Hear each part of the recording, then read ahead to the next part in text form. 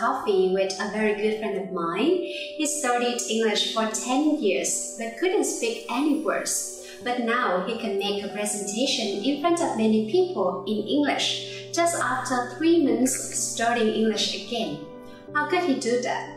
We had a very interesting conversation and pointed out what mistakes he made that stopped him from studying English effectively.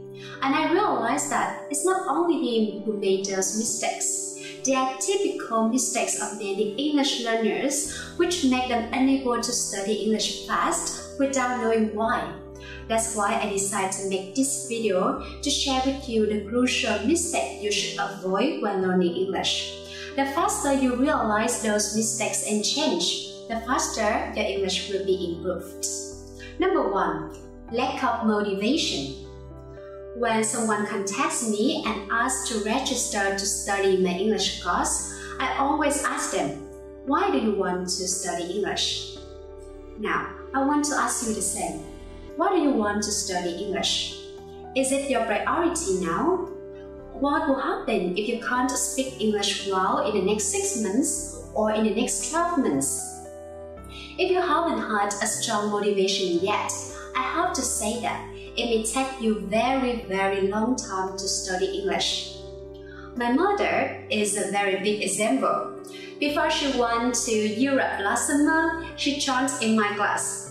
In those 2 months, she was super hardworking. She was never absent from class, and she spent 30 minutes every day to review the lessons. It was because she had a very strong motivation at that time. She wanted to be able to communicate in English, to be more confident when traveling to Europe. And she did that. But can you guess what happened when she came back? She still joined in my class, but was very often absent. And she didn't spend time reviewing the lesson every day like before. Is that because she's lazy? No, it's just because she doesn't have a strong motivation like before. So, figuring out your motivation is the first step you need to do before learning English. Because there will be times you will be confused with a lot of hard grammar points, a lot of hard vocabularies, or pronunciation. So with that strong motivation, you will be very likely to give up, because learning a new language is never easy. Now, think about your motivation. Think about your goal. Attach it with time and rewards. For example, my goal is to be able to communicate in English after 3 months because I want to travel to Indonesia by myself in August. Or, my goal is to be able to present and have meetings in English after 1 year, and my salary will increase by 20% if I can do that. Put that in the cell phone. Put that in the to-do list. Share it with your friends or your family, and it will have you reminded every day. And remember that a strong motivation will be your best company on the journey of learning English. Number 2, lack of regularity. I will ask you a question and you will surely understand my point very quickly. Why do we never seem to forget the word like hello, teacher, mother, but very easily forget the words like argue, glance, devote, although the length of these words are similar? Is it because we are not intelligent enough to remember those hard words? No. The reason is very simple.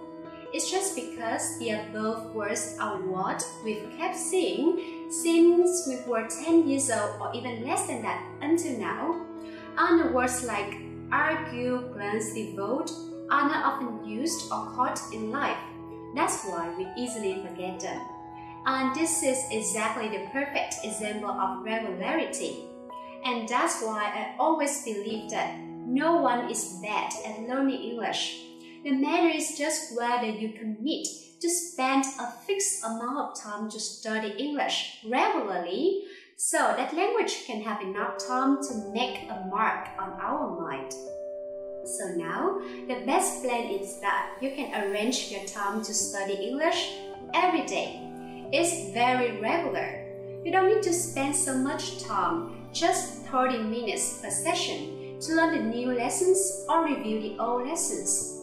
If you are busy, 3 or 4 times per week are still good. This is regular. Each session should last 1 hour and a half. If you can only arrange 2 times per week, it's not very good, but still acceptable. It's quite regular that you should spend more time for each session. It should last at least 2 hours per session. And if you can only arrange 1 time per week, I think you are not ready to study English yet. Even you can arrange 4 or 5 hours for this session, it's still ineffective because the time from this session to the next session is so long, so you will very easily forget what you've learned. So now, arrange your time. Think about your time, think about your work and how you're gonna arrange your time to study English. The more regularly you practice English, the faster you will master it. And number 3, focusing too much on grammar. I have to say that this is a very dangerous mistake. Focusing too much on grammar will make you lose your confidence and decrease the speed of communication. That's why even when I teach grammar in my class, I often say that this is the standard, this is what I teach in the class. If you can remember and apply it in reality, it's perfect. But if sometimes you forget it, don't worry. As long as you can make people understand you, you're still good. And don't think native speakers are perfect in grammar. If you have time, you can come to some English learning forums of native speakers and you can see that there are a lot of discussions and arguments of native speakers about some certain grammar points. So it's completely normal if sometimes you make mistakes in grammar. Now, I will make it more clearly. There's some important grammar points that you need to remember and apply it well. Because if you don't, you will create confusion for the people who you're speaking to. I will tell you one real example. When my foreign friend asked my mother to introduce about herself, my mother said, "I get married soon." And my friend, she was very surprised. "Wow, congratulations! When will you get married?" And my mother, she was confused. She didn't understand why my friend asked like that. So I had to correct it for her. What she was trying to say is, I got married soon when she was just 19 years old. So you can see that 2 different grammar points leads to 2 different meanings. But there's still some other grammar points that if you don't remember how to use it correctly yet, it's still okay. People can still understand you. For example, instead of saying this is a table and you say this is the table, people can still understand you. Or instead of saying there's so many people here and you say there's so much people here, it's not correct, but people can still get your point. Please notice that I don't mean to encourage you to ignore grammar. Grammar is still very important because it helps you to speak English more correctly and more beautifully. What I'm trying to emphasize here is you need to remember that the goal of communication is understanding other people and making other people understand you. So it means that even when you're speaking and you make some mistakes, don't feel too bad about it.